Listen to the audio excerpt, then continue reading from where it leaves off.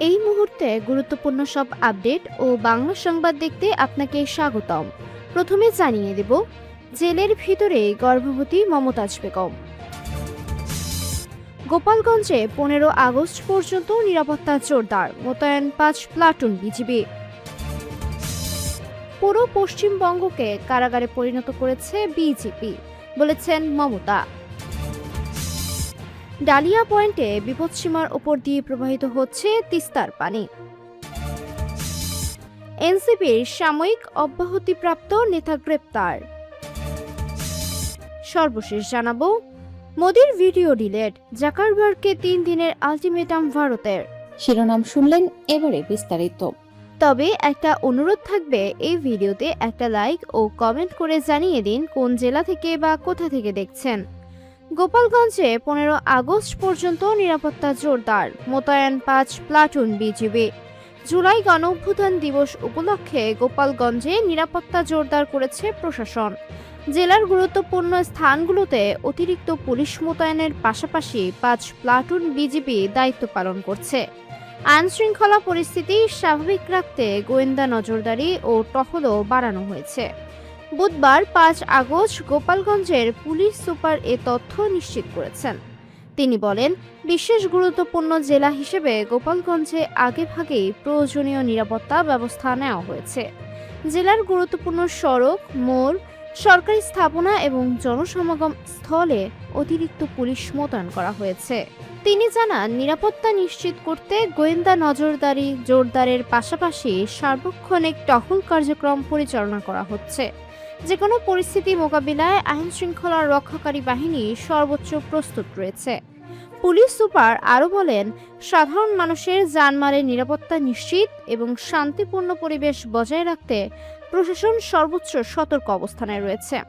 আইন শৃঙ্খলা পরিস্থিতির অবনতি ঘটানোর যে কোনো অপপ্রচেষ্টা কঠোরভাবে দমন করা হবে। এদিকে জেলা প্রশাসক মোহাম্মদ আরিফুজ্জামান জানান, জেলার সার্বিক আইনশৃঙ্খলা পরিস্থিতি স্বাভাবিক রাখতে 5 প্লাটুন বিজিবি মোতায়েন করা হয়েছে। পাশাপাশি অন্যান্য আইন শৃঙ্খলা রক্ষাকারী বাহিনীর সদস্যরাও দায়িত্ব পালন করছেন। তিনি বলেন, 5 আগস্ট জুলাই গণঅভ্যুত্থান দিবস উপলক্ষে জেলার বিভিন্ন কর্মসূচি শান্তিপূর্ণভাবে সম্পন্ন করতে প্রয়োজনীয় সব ধরনের প্রস্তুতি নেওয়া হয়েছে।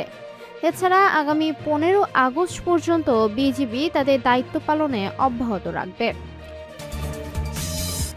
পুরো পশ্চিমবঙ্গকে কারাগারে পরিণত করেছে বিজেপি, বলেছেন মমতা। পশ্চিমবঙ্গে শুভেন্দু অধিকারীর নেতৃত্বাধীন বিজেপি সরকারের বিরুদ্ধে গণ আন্দোলনের আহ্বান জানিয়েছেন তৃণমূল কংগ্রেস প্রধান ও রাজ্যের সাবেক মুখ্যমন্ত্রী মমতা বন্দ্যোপাধ্যায়। মঙ্গলবার 4 আগস্ট সামাজিক যোগাযোগ মাধ্যম ফেসবুকে সরাসরি যুক্ত হয়ে তিনি অভিযোগ করেন যে শাসক দল বিজেপি পুরো পশ্চিমবঙ্গকে একটি মেঘা কারাগারে পরিণত করেছে।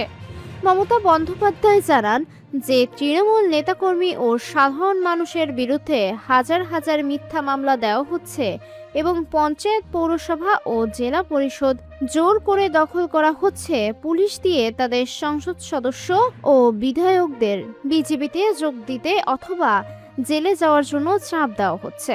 এছাড়া রাজনৈতিক দলগুলোর সঙ্গে কোনো আলোচনা ছাড়াই সীমানা নির্ধারণ ও জনশুমারির কাজ শুরু হয়েছে বলে তিনি উল্লেখ করেন। সংসদে ও আদালতে বিচার না পাওয়া ক্ষোভ প্রকাশ করে মমতা জানান যে আইনি পদক্ষেপের মাধ্যমে ন্যায় বিচার না মেলায় এখনই গণতান্ত্রিক আন্দোলন ও জনসচেতনতাই একমাত্র পথ।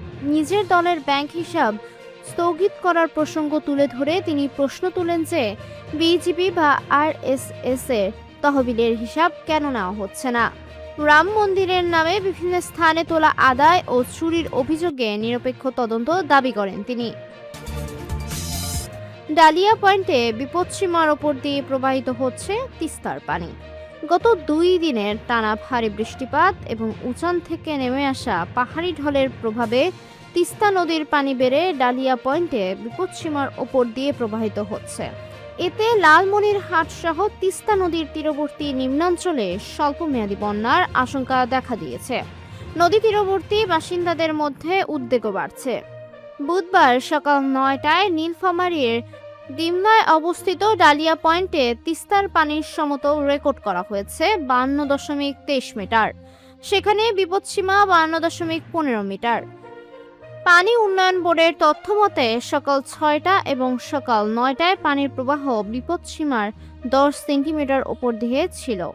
স্থানীয় বাসিন্দা ও পানি উন্নয়ন বোর্ড সূত্রে জানা গেছে, ভারতের উজানে কয়েকদিনের ভারী বৃষ্টিপাতের কারণে তিস্তা নদীতে পানির প্রবাহ বেড়েছে। এর সঙ্গে গত 2 দিনের টানা বৃষ্টিতে পরিস্থিতির আরও অবনতি হয়েছে। গত মাসেও তিস্তার পানি বিপদসীমা অতিক্রম করে স্বল্পমেয়াদী বন্যা সৃষ্টি করেছিল, তবে একদিন পর পানি নেমে পরিস্থিতির উন্নতি হয়। ইতিমধ্যে তিস্তার চরাঞ্চলে বিভিন্ন এলাকায় রাস্তাঘাট ও ফসলি জমি পানিতে তলিয়ে যেতে শুরু করেছে। উপজেলায় নদী তীরবর্তী নিম্নাঞ্চলে বেশ কয়েকটি এলাকা প্লাবিত হয়েছে। চরাঞ্চলের সড়ক ডুবে যাওয়ায় অনেক স্থানে নৌকা ও ভেলায় এখন মানুষের প্রধান যাতায়াতের মাধ্যম। পানির চাপ বেড়ে যাওয়ায় বন্যা নিয়ন্ত্রণ বাঁধ এবং নদী তীরবর্তী উঁচু সড়কগুলো ঝুঁকির মুখে পড়েছে। দীর্ঘদিন সংস্কার না হওয়ায় বাঁধগুলোর স্থায়িত্ব নিয়ে উদ্বেগ প্রকাশ করেছেন স্থানীয়রা। তাদের অভিযোগ, শুষ্ক মৌসুমে বাঁধ সংস্কারের কার্যকর উদ্যোগ নেওয়া হয় না। বর্ষা মৌসুমে জরুরি মেরামতের নামে কাজ করা হলেও তা টেকসই হয় না। এনসিপির সাময়িক অব্যাহতিপ্রাপ্ত নেতা গ্রেপ্তার। জাতীয় নাগরিক পার্টির এনসিপি অব্যাহতি পাওয়া যুগ্ম সদস্য সচিব গাজী সালাউদ্দিন তানভীরকে গ্রেপ্তার করেছে পুলিশ। বুধবার 5 আগস্ট ভোর 4টার দিকে প্রধানমন্ত্রী তারেক রহমানকে নিয়ে সামাজিক যোগাযোগ মাধ্যমে দেওয়া একটি পোস্টকে কেন্দ্র করে রাজধানী থেকে গ্রেপ্তার করা হয় তাকে। এর আগে ওই পোস্টের ঘটনায় তাকে দলীয় পদ থেকে সাময়িক অব্যাহতি দেওয়া হয়েছিল। বগুড়া সদর থানার officer in charge OC Ibrahim Ali এ তথ্য নিশ্চিত করেছেন।